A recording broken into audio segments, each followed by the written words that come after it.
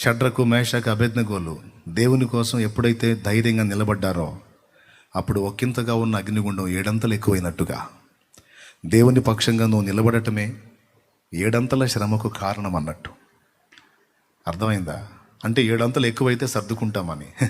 7 కాదు, 77 అంతలు ఎక్కువైనా ఆ అగ్ని బలాన్ని చల్లార్చే దేవుడు నాకు తోడుగా ఉన్నాడు. హల్లెలూయా. ఎవరితో అయితే వాడికి తలనొప్పి ఎక్కువ ఉంటుందని అనుకుంటాడో వాళ్ళని స్పెషల్గా టార్గెట్ చేస్తుంటాడు. ఈ ఒక్క పాయింట్ మీకు అర్థమైతే ఒక కీలక సమాచారం మీకు అందించిన వాడిని అవుతాను. అందుకే ఎంతసేపు మొత్తుకున్నా. ఇప్పుడు నేను ప్రాక్టికల్గా అనుభవిస్తున్నాను. నేను ఏదైతే ప్రాక్టికల్గా అనుభవిస్తున్నానో ఆ విషయాలు మీకు చెప్తున్నాను జాగ్రత్త కోసం.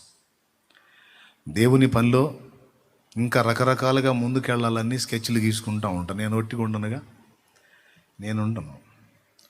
వాడు నన్ను ఎంత గెలుగుతాడో నేను ఇంకా వాడిని డబల్ కెలగడానికి ప్రయత్నం చేస్తూ ఉంటాను. వాడు నన్ను నేను కాస్త నిమ్మలంగా ఉండాలంటే వాడు నా జోలికి రాకూడదు. వస్తే మాత్రం ఇంకా 4 గంటలు పడిద్ది. నేనేం ప్రశాంతంగా ఉండే రకం కాదుగా. కొంచెం ఖాళీ దొరికిన ఏదో స్కెచ్ గీసుకుంటా ఉంటా. ఏం చేయాలా, ఇంకేం చేయాలి, ఏంటి స్కెచ్? వాడికి నిప్పెట్టబెట్టాలని, వాడి రాజ్యం ఎట్టగోల్చాలా, వాడి శాపగ్రస్తమైనటువంటి రాజ్యంలో నుండి రక్షణలోనికి ఆత్మలు ఎలా ఎలా ఎలా కాపాడాలా, ఎలా నడిపించాలా, వ్యూహరచన చేసుకుంటా ఉంటా. ఆ టైం నాకు దొరకకుండా చేయటానికి, నా ఆలోచనలను కకావికలం చేయటానికి, మనస్సుకి, శరీరానికి, ఆత్మకు అభ్యంతరకరమైనటువంటి పరిస్థితుల్ని తరచుగా ముట్టడి వేసినట్టుగా అనుమతించి నన్ను ఊపిరి సలపకుండా చేయడానికి శతవిధాల దాడులు జరుగుతున్నాయి. నన్నే కాదు, నా వలె దేవుని కొరకు ఆసక్తి కలిగి రేగగోరినటువంటి వారందరికీ ఆ టార్గెట్ తప్పని అవన్నీ ప్రతి ఒక్కరు కూడా అలాంటి వాళ్ళు వాటికి టార్గెట్ తప్పకుండా అవుతారు. వాటి బుక్లో వీళ్ళ పేరు ఉంటుంది. ఇందాక కొంతమంది చేతులు ఎత్తారు, నా పేరు కన్ఫామ్ అని. ఎందుకంటే వాళ్ళు ఏం చేస్తారో వాళ్ళకి తెలుసు కాబట్టి వాళ్ళకి అర్థమైద్ది. అంతేకాదు, ఏం చేస్తున్నారో తెలుసు దేవుని కొరకు. అలాగే ఇప్పుడు శత్రువు చేత ఏం ఎదుర్కొంటున్నారో కూడా తెలుసు. ఎలాంటి శోధనలు వాళ్ళు ఫేస్ చేస్తున్నారో తెలుసు. ఏ విధంగా ఎన్ని రకాలుగా వాళ్ళు టార్గెట్ చేయబడుతున్నారో తెలుసు.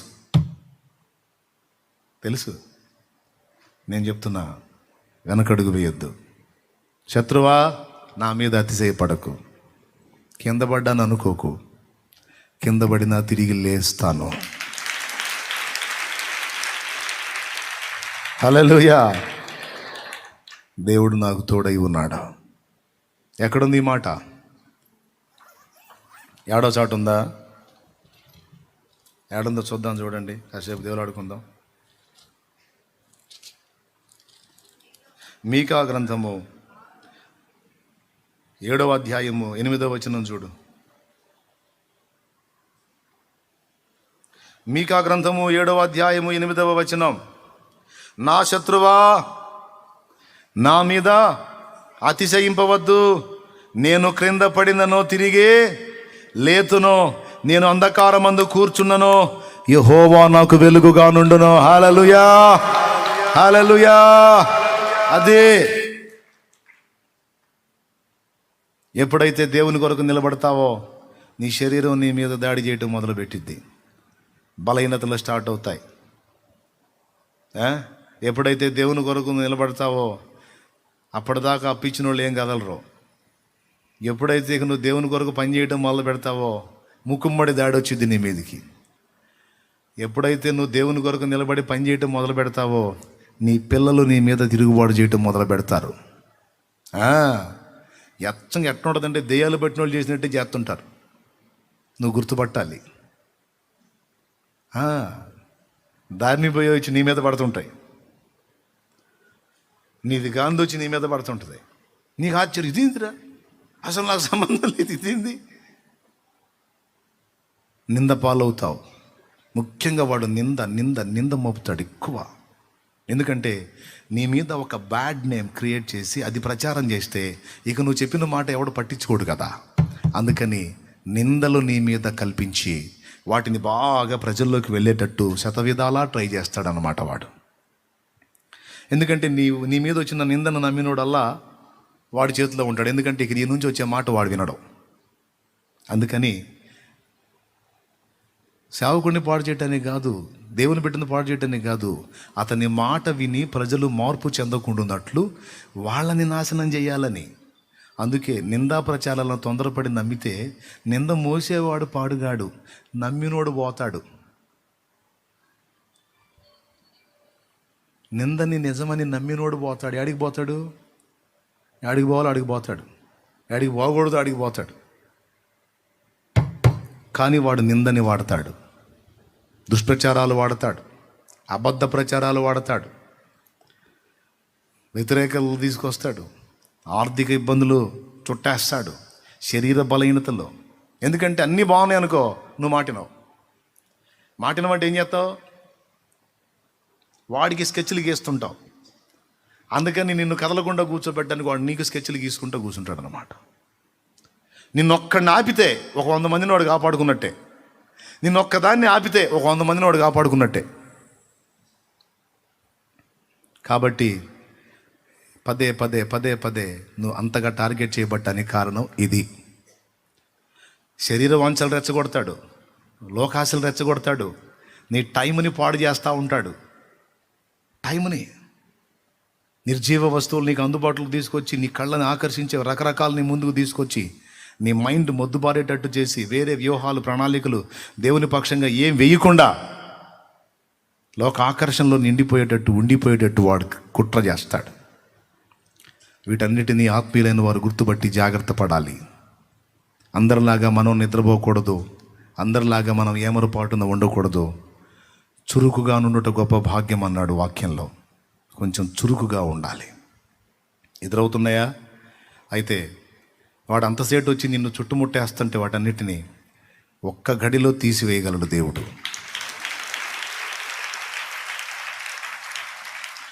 హల్లెలూయా. వాడు ఎన్నన్నా చుట్టుముట్టని వాటన్నిటి నుంచి నిన్ను విడిపించగల సమర్థుడు. కావాలనే కొన్నిసార్లు మౌనం అవుతాడు. అసలు నువ్వు ఎట్లా స్పందిస్తావు? వాడు వచ్చి నిన్ను అంతగా టార్గెట్ చేస్తుంటే నువ్వు పట్టు సడలిస్తావా, సర్దుకుంటావా, లేకపోతే పట్టు వదలకుండా మొండిగా అలా ముందుకెళ్తావా అనేది గమనించడానికి జస్ట్ అలా అప్పజెప్పి ఊరుకుంటాడు. కొంతమంది వెనక్కి జారి డేలా పడిపోయి సర్దుకుంటారు. ఏందోనమ్మో, దేవుని కోసం బతకడానికి మొదలుపెట్టిన కాడ నుంచి దెబ్బ మీద దెబ్బ కొడుతుంది. ఎందుకు వచ్చిన గొడవల్ని, నేను నా ఫ్యామిలీ నమ్ముకున్నాను, ఇంకోటన్నా బాని. కొంతమంది అలా కాదు, నా గొంతు కోసినా నా ఊపిరిపోయినా దేవుని పని మానను, నాగటి మీద చెయ్యి పెట్టా, ఇక వెనక్కి తిరిగే ప్రసక్తి లేదు. ఏమన్నా ఉంటే ఆయన చూసుకుంటాడు. నేను నా ప్రభు. తప్పొప్పులున్నా లోటుపాట్లున్నా కింద మీద అయినా, ఆ శత్రువా నా మీద అతిశయింపవద్దు, నేను కింద పడినను తిరిగి లేచెదను, నేను అంధకారం అందు కూర్చున్నను, నా దేవుడైన యెహోవా నాకు వెలుగుగా ఉండును. నేను లెగుస్తారు కింద పడ్డాను అనుకోవద్దు. నేను లేచేది ఖాయం, నిన్ను దన్నేది ఖాయం. నా బలమా? నో, నేను నమ్మినవాడు బలవంతుడు. నాగటి మీద చెయ్యి పెట్టా, వెనకడుగేసే ప్రసక్తే లేదు. ఎన్నొచ్చి మీద పడ్డా, ఎన్ని రకాలు వచ్చి మీద పడ్డా, ఎన్ని రకాల నిందలు, అవమానాలు, ఇబ్బందులు, ప్రతికూలతలు. ఎంతమందికి అర్థమైంది? ఏమర్థమైంది? అదే ఇప్పుడు దాకా చెప్పావు, అదే అర్థమైందంటారా? నిజంగా అర్థమైందా? ఇప్పుడు ఆల్రెడీ మీలో కొంతమంది ఫేస్ చేస్తున్నారు కదా. మరి ఇప్పుడు ధైర్యంతో ముందుకెళ్తారా, లేకపోతే ఇప్పటిదాకా నాకు అర్థం కాలేదు, ఇలా అన్నీ జీవితం అర్థమైంది, ఇప్పుడు మనం వాటిని కదిలించుకోవటం ఎందుకు, అవి మన మీద దాడి చేయటం ఎందుకు, అసలు మన తెప్పులేదు, మనం పడితే పోయిద్దిగా, నువ్వేనమ్మా ఉన్న మనసు ఆట ఉండవు, నువ్వు నమ్ముకో అని ఆ ఇల్లు తిరిగి అందరినీ తీసుకొచ్చి చర్చికి తీసుకొస్తుంటావు, కూర్చుండి ఖాళీగా ఉండకుండా ప్రార్థన చేస్తూ ఉంటావు. అందుకే చూడు అన్నయ్య చెప్పలేయాలా, బైబిల్ తీసుకొని కొడతా, దేవునికి స్తోత్రం, దెయ్యం పోయిద్ది అట్టగాని చెప్పారంటే స్తోత్రం. ఏం తీసుకొని కొడతా? అన్న ఏం చెప్పాడు? సర్దుకోమని చెప్పాడా, ఎదురు తిరగమని చెప్పాడా? చెప్పు గట్టిగా. వాడు మనకి శోధన మీద శోధన తెచ్చే కొద్దీ వాడిని ఇబ్బంది పెడితే సర్దుకుంటాడు వాడు. అది పాము బుసగొట్టే కొద్దీ ఏం చేయాలా? నెత్తి మీద టబ్బిమని ఒకటి వేయాలి. అర్థమైందా? కొండి ఉందని కొడతా ఉందనుకో తేలు, కొండి వరకు అది వదిలిపెట్టకూడదు. అలాంటి మొండితనం, పట్టుదల, మొక్కవోని దీక్ష, కార్య దక్షత దేవుడు మనకు దయచేయునుగాక. హల్లెలూయా. రా మోకాళ్ళ మీదకి. ఎందుకు పౌలు ఆ మాట అన్నాడు? మా యుద్ధోపకరణములు శరీర ప్రకారమైనవి కావు, దేవుని ఎదుట దుర్గములను పడద్రోయ జాలగలిగినంత బలము కలవై ఉన్నవి. ఎవరైతే దేవుని చేత ఏర్పరచబడి, ప్రత్యేకంగా నియమించబడి ఏర్పాటులో ఉంటారో వారిని స్పెషల్గా టార్గెట్ చేస్తాడు శత్రువు అనే ఈ మూలాంశాన్ని గ్రహించి ఎవరికి వాళ్ళు మోకాళ్ళ మీదకి వచ్చి దేవుని వైపు తిరగండి, దేవుని శరణు వేడండి, ప్రార్థన చేయండి. దేవా, నాతో ఈరోజు నీవు మాట్లాడిన ప్రతి మాట కొరకై వందనాలు. నీ మనసును కృంగజేయటానికి కుట్ర బన్నుతాడు వాడు, నీ మనసుని కకావికల చేయటానికి కుట్ర బన్నుతాడు వాడు. ఇప్పటికే ఎన్నో రకాల పరిస్థితులు అనుమతించి గాయపరిచి కృంగదీశాడు. లక్ష్య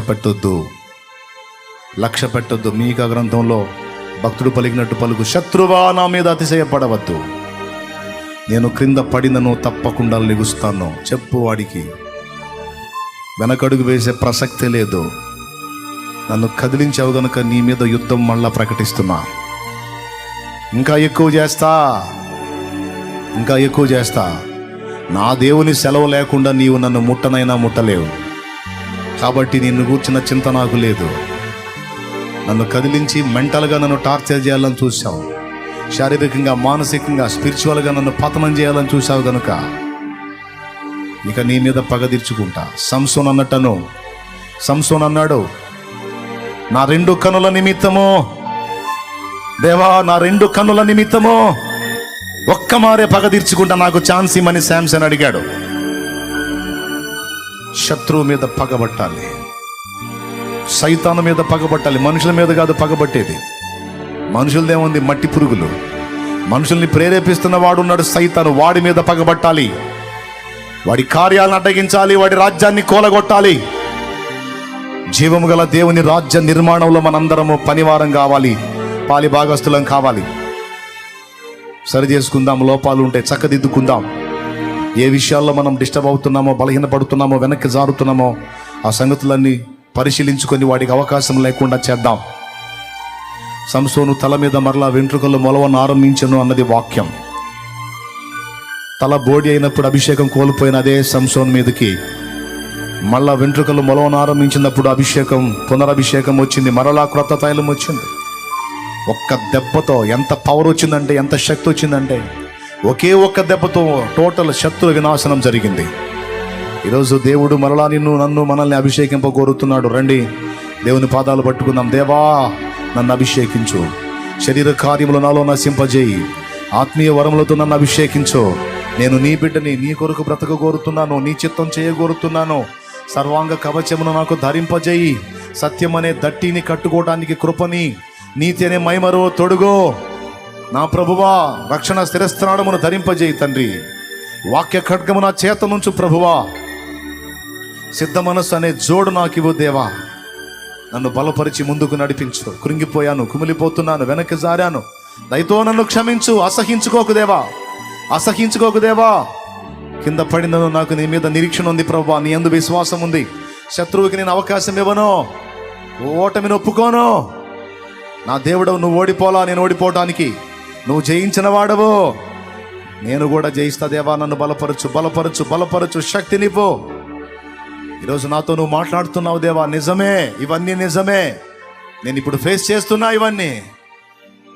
దేవా, నాతో సూటిగా మాట్లాడావు. నిజమే, నా గుండెల్లో ఆరాటం ఉంది నీ కొరకు బతకాలని. నా గుండెల్లో ఆరాటం ఉంది నీ చిత్తము చేయాలని. నా గుండెల్లో ఆరాటం ఉంది నశించిపోతున్న ఆత్మని రక్షించాలని. నా గుండెల్లో తపనుంది పాడైపోతున్న బ్రతుకులను బాగు చేయాలని. నా గుండెల్లో ఆరాటం ఉంది నీ నామాన్ని మహిమపరచాలని. నా గుండెల్లో అన్వేషణ ఉంది, నీ చిత్తమును నెరవేర్చాలని. ఈ ఆశలు నిజమే ప్రభు. ఏదో సంపాదించాలి, పేరు ప్రఖ్యాతులు, డబ్బు, వెండి, బంగారం, ఈ లోక భోగాలు, వీటిని అనుభవించాలని ఆరాటం కాదు. ఆత్మలను సంపాదించాలి, ఆత్మలను రక్షించాలి. భూమి మీద నీవిచ్చిన ఆయుష్కాలములో నీ కొరకు, పొరుగు వారి కొరకు బ్రతకాలన్న ఆరాటం నాకుంది. నిజంగా నా హృదయంలో ఉన్న కోరికలు అవే ప్రభు. అందుకే శత్రువుకి నిరంతరం నేను టార్గెట్ అవుతున్నాను. అయినప్పటికీ ఈ రోజు నువ్వు నాకు మొత్తం విషయాలన్నీ ఓపెన్గా చెప్పావు. అందుకే నీ పాదాలు పట్టుకొని వేడుకుంటున్నాను. దయచేసి నన్ను బలపరచమని. ప్రార్థన చేసిన వారందరి విషయంలో దేవుడు తప్పకుండా జోక్యం చేసుకుంటాడు. ప్రార్థన చేద్దాం. ప్రభా, ఇక్కడ మోకాళ్ళ మీద ఉన్న బిడ్డలు ఎంతమంది నీ శక్తిని అడుగుతున్నారో, నీ బలాన్ని అడుగుతున్నారో, నీ నడిపింపును అడుగుతున్నారో, లైవ్ ద్వారా, జూమ్ ద్వారా ఈ మాటలు వింటున్న వాళ్ళు ఎంతమంది నీ వైపు తిరిగి దేవా నన్ను అభిషేకించమని అడుగుతున్నారో, నీ వైపు తిరిగి క్రొత్త తైలము, నూతన అభిషేకము కొరకు గోజాడుకుంటున్నారు. వారి మీదికి నా ప్రభువా పునరభిషేకము రప్పించు ప్రభు. నా మీదికి, మా మీదికి, మా అందరి మీదికి కూడా నీ ప్రభావాన్ని రప్పించున్నాయి. సంసోను మీదికి బలముగా దిగి వచ్చిన ఆత్మ, దావీదు మీదికి బలముగా దిగి వచ్చిన ఆత్మ, ఎస్తాయలుకును జొరియాకును మధ్యనున్న మహానిదానులో శాంసన్ రేపిన ఆత్మ నన్ను రేపు శత్రువు మీదికి కృంగిపోనియద్దు, కూలిపోనియద్దు, కుమిలిపోనియద్దు, బలహీన పడనీయద్దు, చెడనీయద్దు, ఓడిపోనియద్దు. ఆత్మా నన్ను నిలుపు, ఆత్మా నాకు గెలుపు ఇవ్వు. నీకు స్తోత్రములు, స్తోత్రములు. నా బిడ్డలకును, నాకును, దూరమున సమీపమున ఉన్న బిడ్డలందరికీ నీ కృప అనుగ్రహించు. కృపకు మూలమగు ఆత్మ దయతో క్షమించి శక్తినివ్వు. ఆత్మను నింపు. యేసు నామములో పొంది ఉన్నాం తండ్రి. ఆమేన్. అందరం పైకి లేచి నిలబడతాం.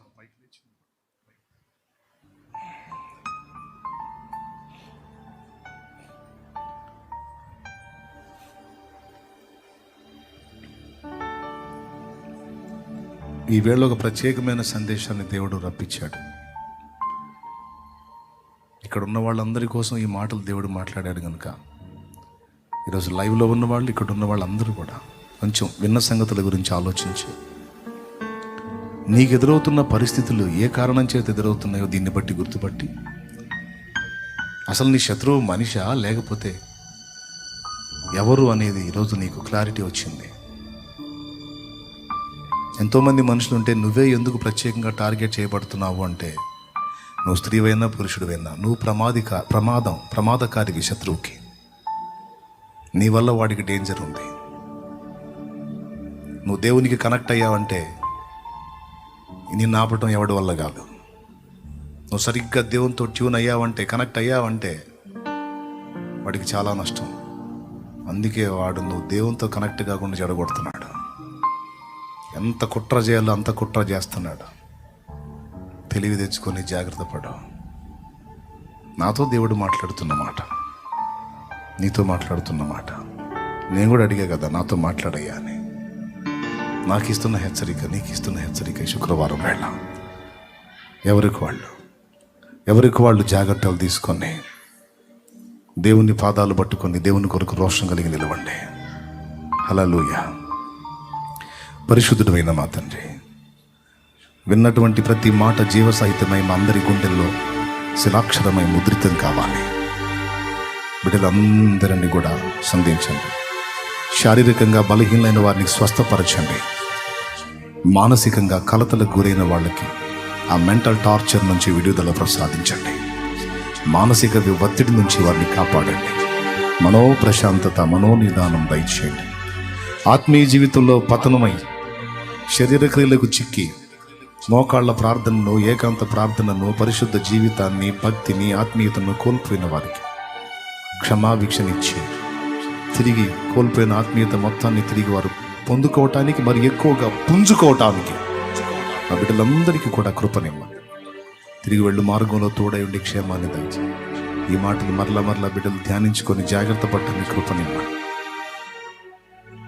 లైవ్ ద్వారా, జూమ్ ద్వారా నా సమక్షంలో ఎంతమంది బిడ్డలు ఉన్నారు, వీరందరినీ చేతికి అప్పగిస్తాను. తర్వాత వినబోతున్న వారిని కూడా నీ చేతికి అప్పగిస్తాను. అలాగే విశ్వాసంతో బిడ్డలు తెచ్చిన నూనె నీ శక్తితో నింపు. దాన్ని వినియోగించి ప్రార్థించుట ద్వారా స్వస్థతలు చేకూర్చు. రోగులైన వారికి ఆ నూనె రాసి ప్రార్థించినప్పుడు వారు స్వస్థత పొందడానికి సహాయం వచ్చాయి. మా బిడ్డల్ని ప్రతి విధమైన సాతాను కుట్రలన్నిటిలో నుంచి విడిపించి ఒక్కొక్కరిని ఒక యోధునిగా యోధురాలిగా తీర్చిదిద్ది రాగల దినములో నీ కొరకు బలంగా వాడబడి సాతాను కోటలు కూల్చే గొప్ప జీవకర్తలుగా యోధులైన పనివారుగా మమ్మల్ని అందరినీ తీర్చిదిద్దమని, మమ్మల్ని కలత పెట్ట చూస్తున్న దురాత్మల క్రియలన్నీ యేసు నామంలో బంధిస్తున్నాం. నీ కృప అనుగ్రహించమని యేసు నామములో వేడుచున్నాం తండ్రి. ఆమేన్. మన తండ్రి అయిన దేవుని ప్రేమ, ఆయన ప్రియకుమారుడు మనందరి ప్రాణప్రియుడైన యేసయ్య శాశ్వత నిత్య కృప, పరిశుద్ధాత్మ యొక్క అన్యోన్య నిత్య సహాయ సహవాస సమాధానం సమకూడిన మనకు సకల పరిశుద్ధులకు సార్వత్రిక సంఘమంతటికి సదాతోడే మనందరం నిత్యత్వంలో చేరు పర్యంతము మనల్ని నడిపించును గాక. ప్రవేశ రక్తమునకే జయ, ప్రవేశ రక్తమునకే జయ, ప్రవేశ నామమునకు సంపూర్ణ విజయం కలుగును గాక. ఆమేన్. హల్లెలూయా, హల్లెలూయా, హల్లెలూయా. జ్యోతిర్మయుడ ప్రేమ స్వరూపుడ సర్వము నెరిగిన నా యేసయ్యా, మహిమాన్వితుడా మహాఘనుడా సత్యవంతుడ నా యేసయ్యా.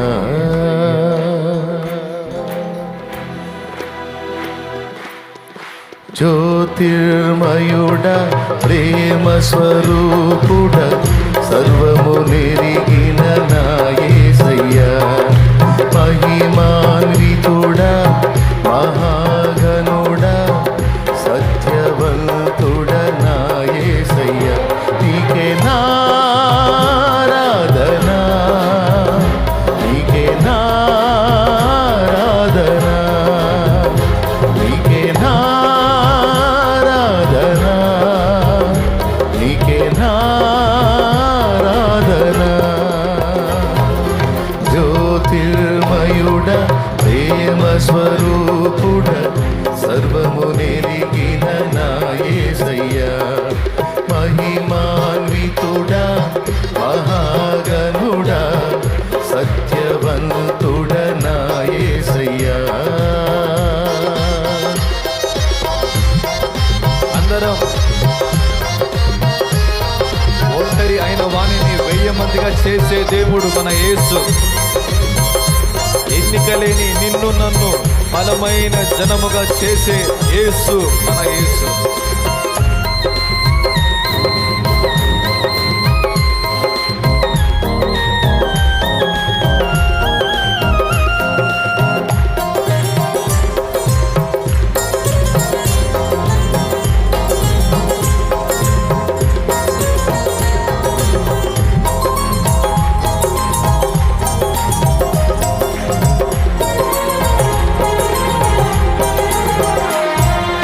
వారిలో ఒంటరి అయిన వాడు 1000 మంది అగునూయని,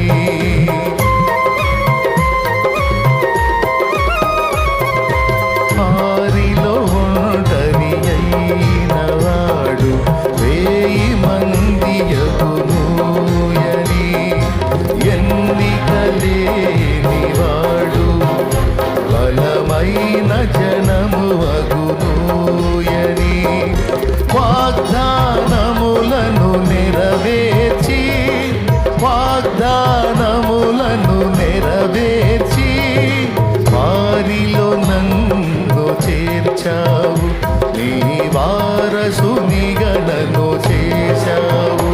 ఆడదాము.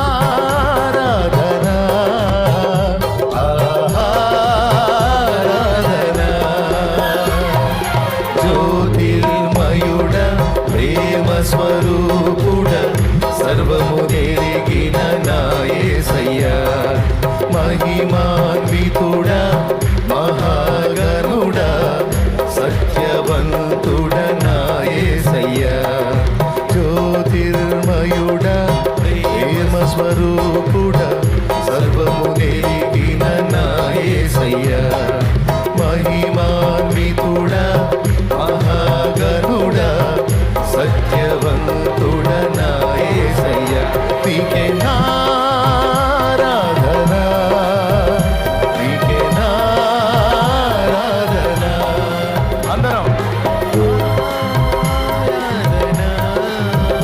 నీకే నారాధన నీకే నారాధన నీకే నారాధన నీకే నారాధన నీకే నారాధన ఆరాధన స్తుతి ఆరాధన ఆరాధన స్తుతి ఆరాధన నీవే కదానా నీకే కదానా ఆరాధన ఆరాధన స్తుతి ఆరాధన ఆరాధన స్తుతి ఆరాధన నీవే కదానా ఆరాధన నీకే కదానా ఆరాధన ఆరాధన స్తుతి ఆరాధన పాడదాం కంటిన్యూగా ఆరాధన స్తుతి ఆరాధన ఆరాధన స్తుతి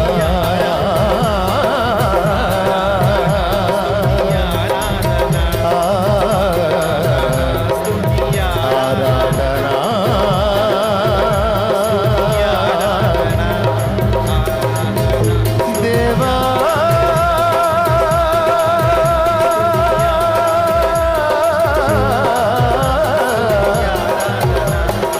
యేసయ్యా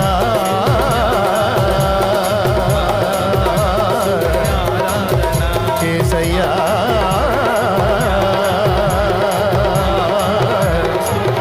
నీకే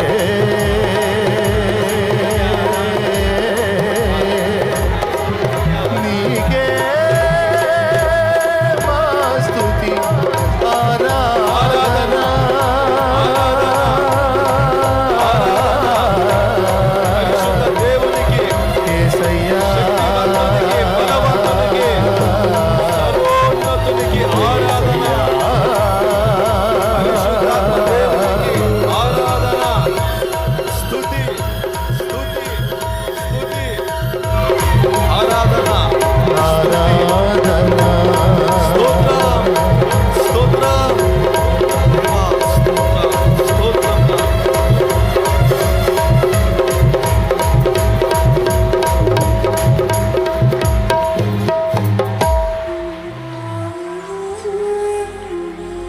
ఆరిలో ఒంటరి అయినవాడు వేయి మంది అగునూయని ఎన్నిక లేనివాడు బలమైన జనము అగునూయని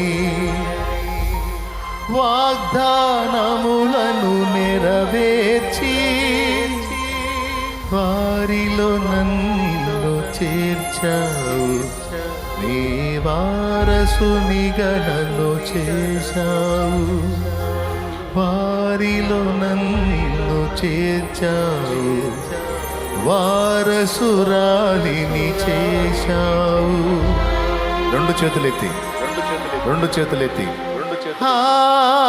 ఆరాధన